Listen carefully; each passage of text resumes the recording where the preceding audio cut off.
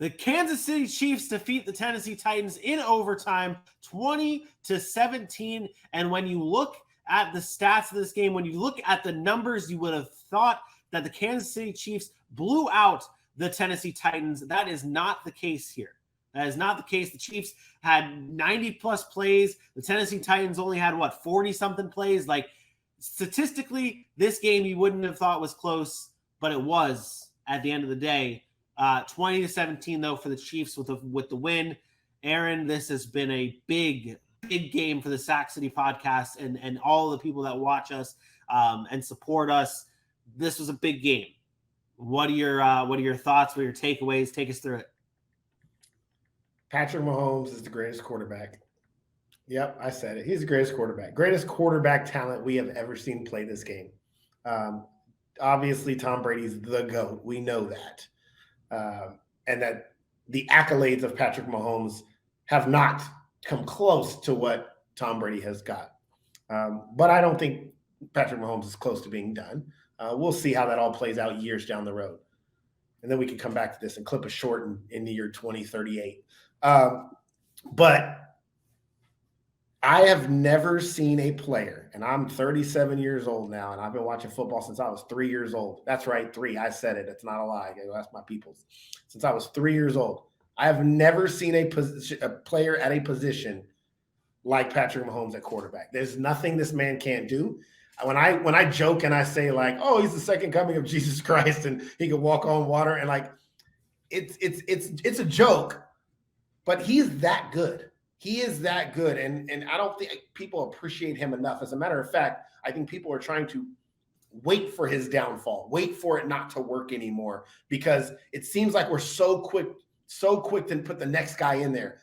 It took Tom Brady, like how long did it take for Tom Brady to overtake Joe Montana, right? As the great, like we waited and we said, okay, let's see, Brady won a Super Bowl. Okay, now he's the GOAT. We have been so quick to watch Patrick Mahomes, watch Josh Allen, watch Justin Herbert, and we're so quick. Oh, that's the guy. He's better than Patrick Mahomes. He's better. We're ranking him 8th as the top 100. Even his own constituents don't realize how good this man is. And once again, in a game where he only scored 20 points, threw the ball, dropped back to throw the ball 70 times. 70. And what do we always say? If a quarterback's throwing that many times, he probably lost the game because he was behind. He drops back 70 times, sacked 4 times, throws a pick, and still found a way to win the game. He found a way to win the game. That last drive, he's the one who ran the ball. He's the one that made those plays inside and outside the pocket. He's made those plays. And it's, once again, I'm going to say it, we should appreciate him even more. This is, if you don't do it now, you're going to be behind the 8 ball. I'm telling you, this is the LeBron. This is the Jordan. This is going to be one of those players in 20 years. We're going to look back and we're going to say, man, I'm glad I got to watch that dude play, because he is the greatest that we've ever seen. And I truly believe that. I say I pick the Chiefs every year to win Super Bowls. I would argue that the same could have been said about Brady when he was winning all his Super Bowls. You could have picked them every year. Doesn't mean they were going to win every year, but you can pick them every single year. Mahomes puts up 4 to 5 Super Bowl on his resume. He'll have many MVPs. He will go down as the greatest quarterback that's ever played this game. I truly believe that. Like, that's how talented this man is, barring injury and something. Andy Reid got to stay, obviously around for a little bit longer, because I think that dynamic duo is special. Nobody plays the quarterback position like him, man. I can't even. I want to say one more thing when we compare him to Josh Allen, because I think that's the direct line right now. It's Josh Allen is probably the clear number 2. Look what Josh Allen is unable to do when he doesn't have Stephon Diggs. And if you watch the second half of that Jets game, Stephon Diggs was pretty much non-existent. Where was Gabe Davis? Where was Isaiah McKenzie? None of these guys were really able to produce. Patrick Mahomes threw to how many receivers yesterday? I'm like, first of all, Travis Kelce and Juju Smith both had 10 catches. Mecole Hardman had 6. Noah Gray had 3. McKinnon had 6. Watson had 2. Clyde Edwards-Helaire, Marquez Valdes-Scantling, Kadarius Toney, Michael Burton, and Isaiah Pacheco all had catches. All of them. He doesn't care if you're the 53rd man on the roster. He's going to throw you the football. And he's so creative in the way he does it that he is Tyreek Hill proof, meaning he doesn't need Tyreek Hill to be the greatest. And that, to me, speaks volume, because when you lose a guy like Devontae Adams, we're questioning Aaron Rodgers, right? When Tom Brady didn't have his weapons, we were questioning, like, oh, does Tom Brady still have it? You do not question that with Patrick Mahomes. You're watching him, you say, it doesn't matter. He's throwing to guys like Justin Watson and Noah Gray making plays down the field. Who are those guys? It's insane. Okay, I'll get off my Patrick Mahomes soapbox this week. Tune in next week. I'll have another one. I mean, it's deserving. It was that also might have been the longest soliloquy, like we normally like to say, about a player on the show. But it's rightfully so. I mean, third most pass attempts in a game in NFL history is most, and obviously Patrick Mahomes' career, most rushing yards for Patrick Mahomes. Like he had. The thing is, he had to do it all. He had to in this game. Because you saw in this game where Travis Kelce wasn't at his best. Like, Travis Kelce still had 100 yards. Like, he still had a day. Like, don't get me wrong. Travis Kelce still had a day, 106 yards on 10 receptions. But he wasn't like the normal Like, Travis Kelce could have easily had 175 yards in this game. Like, he had a few drops, and he was beating himself up throughout the game. And you saw it emotionally. And like, Travis Kelce was getting into it, getting frustrated. And you had to rely on Patrick Mahomes. Something I do want as a knock, and we'll talk about Tennessee Titans in just a moment, I swear. Something I want to bring up that is a little concerning about the Chiefs here is the running game. I'm still a little concerned that obviously Patrick Mahomes, like you saw it in this game, that it does not matter. Patrick Mahomes can overcome whatever, but still a little concerned about the run game here. 4 carries for Clyde for 5 yards. 5 carries for Pacheco for 5 yards, 3 for McKinnon for 4 yards. But at the end of the day, it really doesn't matter because you still have Patrick Mahomes, and he is going to be the reason why you win. You shouldn't be worried because that's the defense of the Tennessee Titans. The Tennessee Titans schemed up the perfect game plan for Kansas City.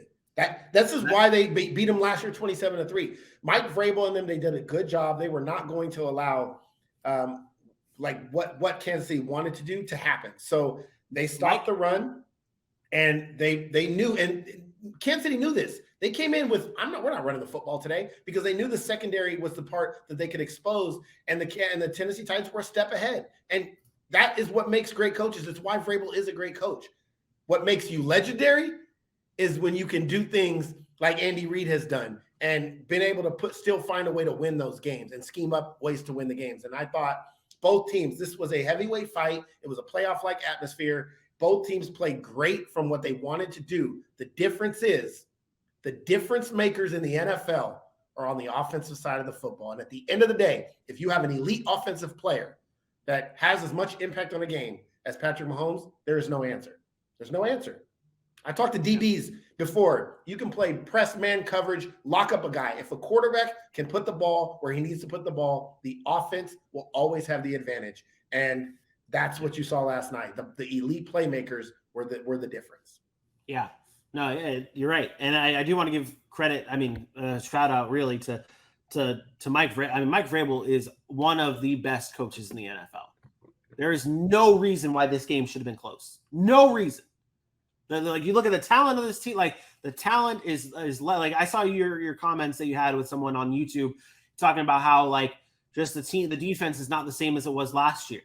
It doesn't even matter. Like, Roger McCreary is forcing interceptions. Like, this is a team that does not have like loads and loads of talent, but they have a Derrick Henry and they have a great coach, and they're in games. Like, there's no reason why this game should have been 20-17, except for the fact that they have a Derrick Henry and they have a Mike Vrabel as the best coach, one of the best coaches in the NFL. He deserves his flowers at the end of this one, as they kept it close with the with the Kansas City Chiefs. But at the end of the day, we talk about it all the time. We talked about it before earlier on in the show.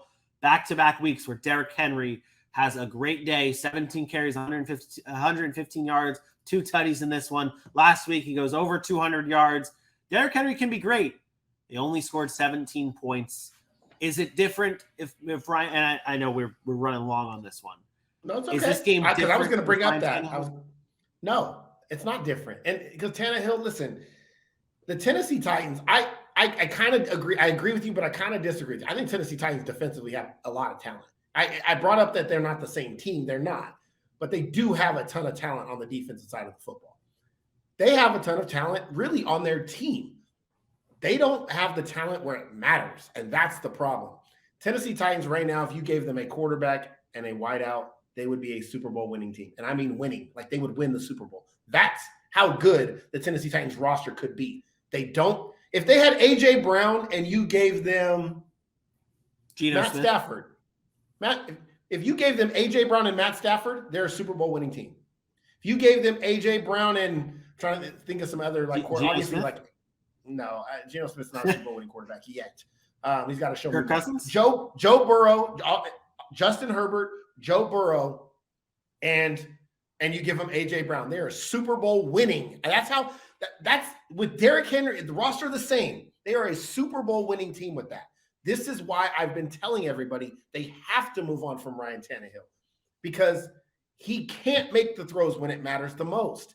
In the NFL, there's going to come a point in time in the fourth quarter of a big game. Ask Joe Burrow. It happened to him last year. You're going to have to make a throw in the Super Bowl, in an AFC championship game. You have to make throws. And if you cannot, then you are Baker Mayfield. You are the game managers. You are the guy, Jimmy Garoppolo's. You cannot win in this league for a sustained period of time. Can you get lucky? Sure, it's happened, but you cannot win. Do you think that Malik Willis can be that guy after? I mean, obviously it's a little early. We don't know. We don't know. And I think everybody's misconstruing what I'm saying when I say go to Malik Willis. I'm not saying go to Malik Willis because I think he can do it. I'm saying go to Malik Willis because you drafted him in hopes that he can do it, and you haven't been able to see that yet. So you don't know. We've seen Ryan Tannehill for 8 years. We know he can't do it. We need to now see if Malik Willis can do it while Derrick Henry has still some value left. And it should have been with A.J. Brown, but you don't have A.J. Brown. You hope Treylon Burks is that. The reason I say Malik Willis is you have to give him the opportunity. Why not? What do you have to lose? Like, really, what do you have to lose? Yeah. Stop. I thought the one mistake they made last night was they only allowed him to throw the ball 13 times. They should have opened it up and said, who cares? We are 5-2 or whatever the record, 6-2, whatever the record was. We're the best team in the South, and it's really not close. Like, let's be honest. Tennessee's the best team in the South, and we're going to be in the playoffs. This is an opportunity to see what our rookie is made of in a game where let's make it a shootout. So what if Patrick Mahomes scores 35? Malik, drop back, sling that ball around the field. If you get sacked, if you turn it over, who cares? I want you to go out there and be the guy, play free and loose, and not have to worry about anything. And they didn't. They were conservative, hand the ball off, rolling out. Like, they were real conservative, and it didn't get to show you if Malik Willis has it even in him. And that's the problem I have. Yeah, 16 total passes for Malik Willis, 5 of 16. He only had 2 passes. He only completed 2 passes in the second half for -2 yards. He was 2. I don't think a wide receiver caught a ball. Or they may have been like one. I think. Well, one wide receiver caught a pass. Or something. Yeah, like so the 80 yards that Malik Willis had, more than half of it came on the first play from scrimmage with the 48-yard reception. And we talk about all the time as well. Like, you surround your franchise quarterback, and we're not saying Malik Willis is a franchise quarterback. Even for Ryan Tannehill, you surround your quarterback with special teamers as receivers. It's not a good recipe for success. And that's one of the biggest reasons why they did lose this game 20-17 to the Chiefs. Chiefs moved to 6-2. Titans moved to 5-3.